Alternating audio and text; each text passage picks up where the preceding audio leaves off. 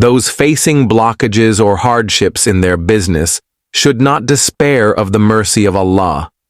The distribution of sustenance, Rizq, is solely from Allah. A person should adopt means according to their capacity. Therefore, do not shut down your business. Perform the 5 daily prayers in congregation. Likewise, engage abundantly in istighfar, seeking forgiveness, and make it a habit to frequently recite this supplication.